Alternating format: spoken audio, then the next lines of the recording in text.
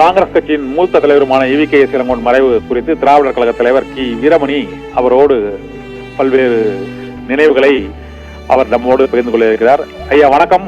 EVK.S. Elangovan குறித்த உங்களது நினைவுகளை எங்களோடு பகிர்ந்து கொள்ளுங்கள் ஐயா. சகோதரர் EVK.S. இளங்கோவனோடு மறைந்தார் என்பதை ஏற்றுக்கொள்வது மிகவும் கடினமாக இருக்கிறது. காரணம், அவர் எப்போதும் துடிப்போடும் சுறுசுறுப்போடும் எவரிடம் பழகும் போதும் அரசியல் மாறுபாடுகள் ஒரு பக்கத்திலே இருந்தாலும் கொள்கை வேறுபாடுகள் இருந்தாலும் பண்போடு பழகக்கூடிய ஒரு எடுத்துக்காட்டான மாமனிதர். அவரை பொறுத்தவரையில அவர் பொது வாழ்க்கைக்கு வந்து சொத்துக்களை இழந்து புகழை சம்பாதித்தவர். அப்படிப்பட்ட ஒரு தனித்தன்மையான பாரம்பரியம் மிக்க ஒரு அரசியல் குடும்பத்தை சார்ந்தவராக இருக்கின்ற நிலையிலே கூட கொள்கையை முன்னிலைப்படுத்தினாரே தவிர பதவியை முன்னிலைப்படுத்தவில்லை அவர். ஆகவே அவர் ஒரு கொள்கை கனல். எடுத்தவுடன் எந்த கருத்தை சொன்னாலும் தெளிவோடு சொல்லுவார், துணிவோடு சொல்லுவார். கனிவு என்பதை கொஞ்சம் காணுவது கடினம் அவரிடத்துல. அந்த கருத்தை சொல்லும் போது கனல் மாதிரி இருப்பார்கள், ஆனால் பழகும் போது புனல் மாதிரி அவர்கள் எல்லோரிடத்திலும் குளிர்ந்த நெஞ்சத்தோடு பேசக்கூடிய ஒரு பண்பாளர். அவர் வகித்த பொறுப்புகள் பதவிகள் என்பதை விட பொறுப்புகளாக அவர் கருதி முத்திரைகள் மிகவும் எடுத்துக்காட்டானவை. ஒன்று மத்திய அமைச்சராக இணையமைச்சராக இருந்த காலத்திலும் சரி, அல்லது கோவி தொகுதியினுடைய சட்டப்பேரவை உறுப்பினர், ஈரோடு தொகுதியினுடைய சட்டப்பேரவை உறுப்பினர், தமிழ்நாடு காங்கிரஸ் கமிட்டியினுடைய ஒப்பற்ற தலைவர்களிலே ஒருவராக அவர் தனித்தன்மையோடு பழகிய ஆற்றல் ஆளுமை, இவைகளெல்லாம் அவருக்கென்ற இடத்தை யாராலும் பிடிக்க முடியாது. இன்றைக்கு அவர் மறைவினால அந்த இடம் வெற்றி இடமாக ஆகியிருக்கிறது. அதை நிரப்புவது அவ்வளவு எளிதல்ல என்று நினைக்கக்கூடிய அளவிற்கு அவர் தன்னுடைய பொது தொண்டை சிறப்பான பொது தொண்டாக அவர்கள் நிகழ்த்தி காட்டினார்கள்.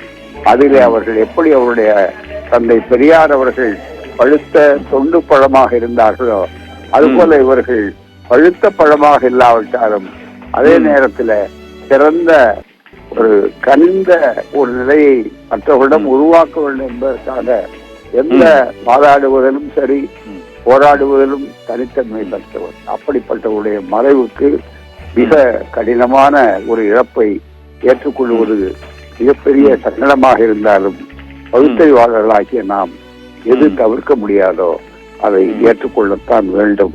வேறு வரலாறு இல்லை. அவர் மறையவில்லை. அரசியல் வரலாற்றில் பொது தொண்டு செய்வதில் அவர் நிரந்தரமாக வாழுகிறார் என்றால் பெறுவோம்.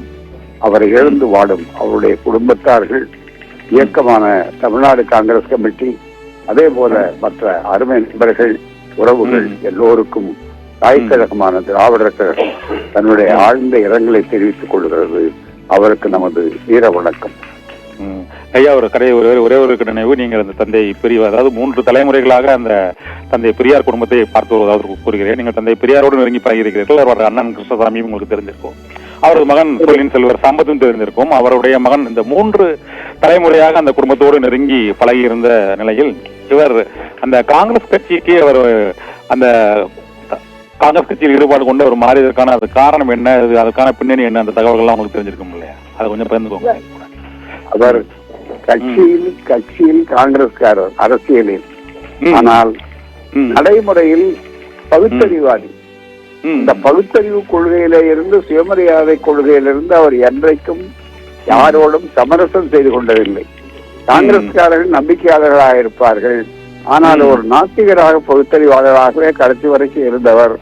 சம்பத் அவர்களும் சரி, அதே போல அவருடைய அருமை செல்வமான நம்முடைய EVK.S. இளங்கோவன் அவர்களானாலும் சரி, அந்த வகையில சமூக கொள்கையை பொறுத்தவரையில் திராவிடர் கழகத்துக்காரர்கள், சுயமரியாதைக்காரர்கள்.